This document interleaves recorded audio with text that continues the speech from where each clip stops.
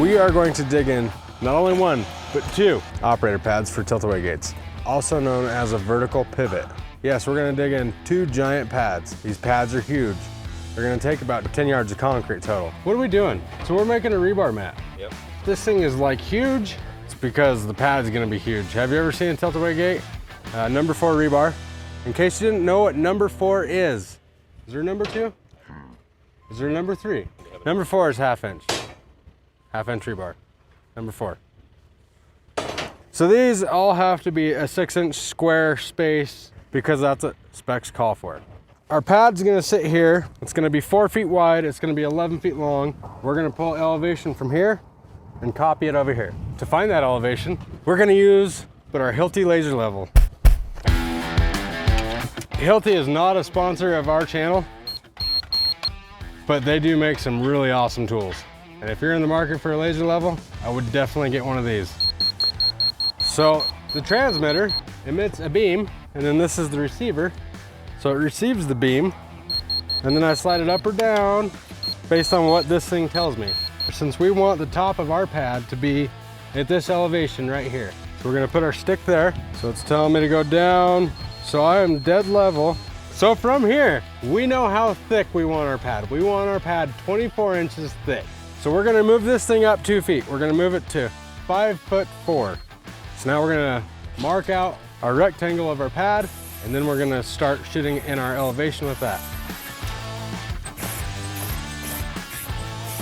This pad's not gonna dig itself. I think I'll start in this corner with my fencer's crowbar.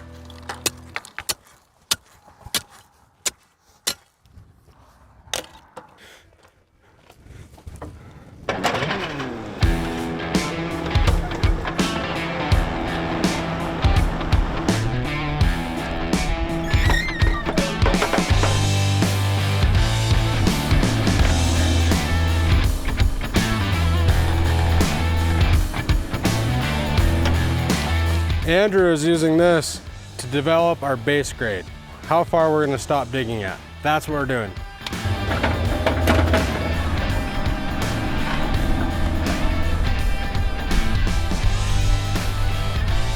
Right there. So right now we're gonna take this hole a little bit deeper on this side so that way we can get down below frost line. So we can get down below frost line. We have to dig 2 pylons in. We don't have to dig out the whole pad, but we can if we want to. If we want to pay for all that extra concrete, we can do it. But we're just gonna go ahead and dig out the pylons on each side, down below frost line. Good and groovy. But we're also looking for the conduits that the electrician stubbed in here as well. So we're killing 2 birds with 1 stone. Oh, we found them, Did I break them? Right here, see? Oh! That's a thing of beauty. Awesome, right in the right spot.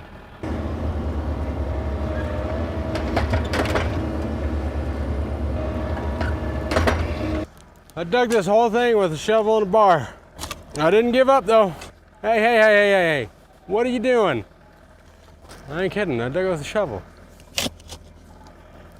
Specs say that we have to be below frost line, which here, frost line is easily 30 inches about. So we're gonna read into that just a little bit and we're gonna go down to 34, 36. Right now we're at 32.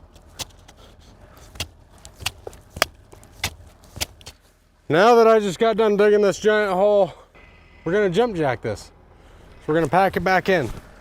This is ridiculous. Okay, seriously, I'll go get the jump jacker.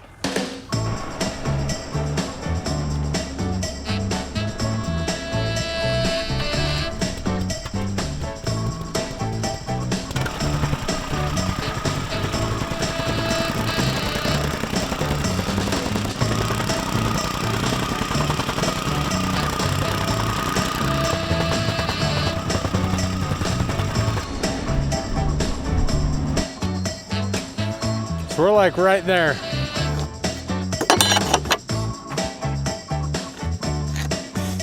So what we're doing now, we're gonna use these as our forms. We ripped them down out of a 4-foot by 8-foot sheet of plywood. We're gonna use our knee to rest it on. We're gonna run this saw right down Let me line up on it really good. I'm kidding. I'm kidding. Seriously. No, that's a horrible idea. I would cut my leg. That's gray matter stuff.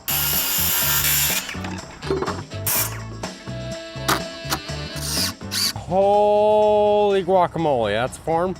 Yes, it is. Because this thing is 11 feet long, there's gonna be a lot of pressure going directions. Because we're trying to keep it contained, it's gonna wanna bow out. This will be the inside of our form here, and we have braced it with 2x6s on the outside. Let's just put it this way. You want your concrete to look just as nice as your operator does. So now that we got this one done, we're gonna go ahead and build our other 3 sides. So we're gonna fast track this and build this like super, super fast. Yes.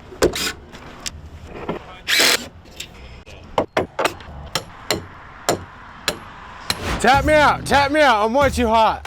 Okay, so now that we have the most difficult part done, which is the form, what we're doing now is we're digging a tunnel to stub our conduit out into our operator pad, and then on the return side, we're stubbing it out outside the concrete so that later on, as soon as the concrete's poured, we can couple into the conduit and take it to its final destination. If you watched the video on the fencer's crowbar, and we were talking about how this is angled just a little bit, I mean, this right here is just nothing but awesomeness. Because it has that angle, so I can dig my tunnel a lot easier.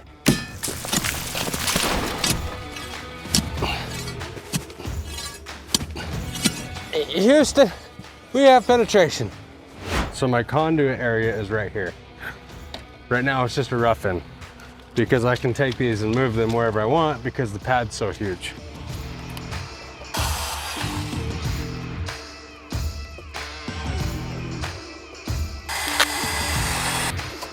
Yeah. All I'm doing there is taking a piece of rebar, driving it in the ground, and it's just a scrap piece. All this is gonna do, I'm gonna paint it pink, and then it's gonna mark the end of my conduits. I'm gonna paint it pink so it's nice and bright, and everybody else will see it and they won't rip it out.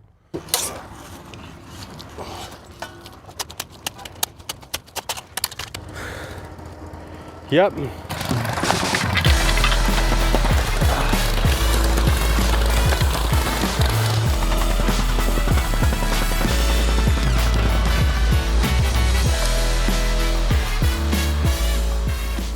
Conduit glue and PVC glue are not the same.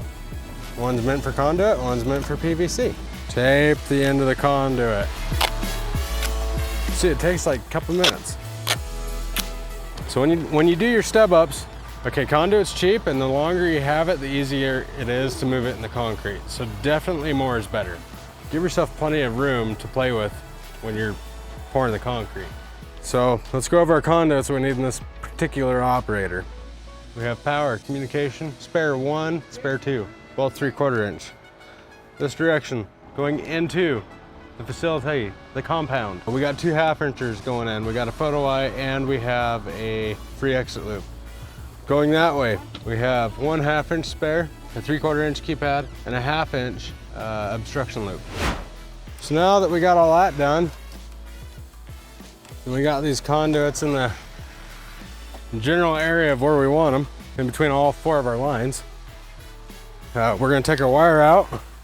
The last thing that we need to do is we need to hang our rebar mat. What I mean by that is we're gonna suspend it off of the bottom of the operator pad just a little bit. And on the instruction manual, I believe it says 18 inches from top of form. It's his favorite thing ever. Andrew loves concrete. He can't get enough.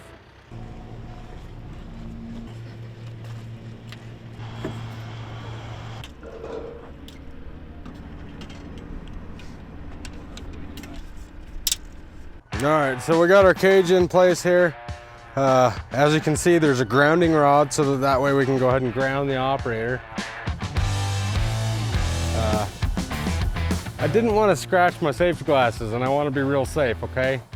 And we got our solid number 6 wire. Go up inside the operator, ground the operator. If it gets struck by lightning, it'll go down to ground. Concrete's on its way. So this thingy right here, this is a concrete vibrator. So what we're gonna do is we're gonna stick this down in the concrete and it's gonna vibrate it to get the air pockets out of it to cause it to basically fall into itself. If you look at this concrete right here, you don't see a lot of air pockets, and that's because they took a hammer more than likely and then tapped their forms. And that's to get the concrete to settle and get the air to come out of it. So a lot of times when you see concrete with, you know, holes in it, I mean, yeah, that's a fine example right there. I mean, they just poured this morning. They did tap their forms really well. Right there, you know, could have tapped it just a little bit more. That's what this vibrator is gonna do. It's also gonna help it to flow nice, and if we drag it along, it'll get the concrete to go further out instead of into one big slump pile. Okay, is this a little too much? I'm sorry. Again, this is not something that we can go to Home Depot or go down to your local lumber yard and pick up a pallet of Quikrete, mix it up and throw it in there. Has to be a specified concrete mix. Has to meet spec. There's a design mix and everything, and we have to follow that. And here's our concrete truck right now. We're gonna get ready to rock it, seriously. We're gonna fill that whole thing full of concrete. So we're gonna use this as a street board. Think of like when you see somebody make a batch of cookies or something, they'll get into the flour, they'll take that one cup and then they'll take a knife or something and scrape the top off. This is the exact same thing that we're gonna use for that. We're gonna use this to scrape the top off, to find that level surface, and then we're gonna start finishing the concrete.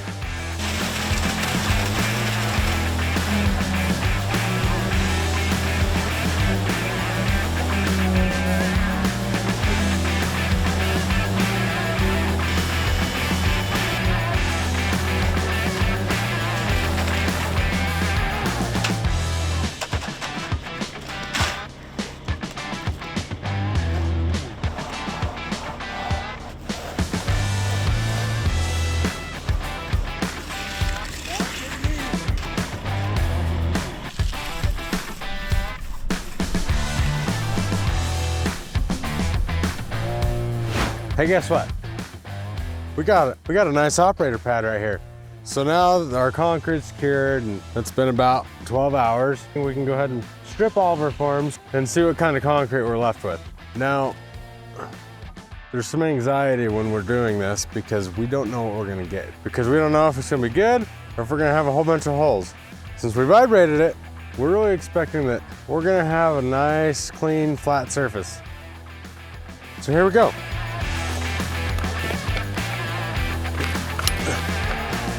Oh, see?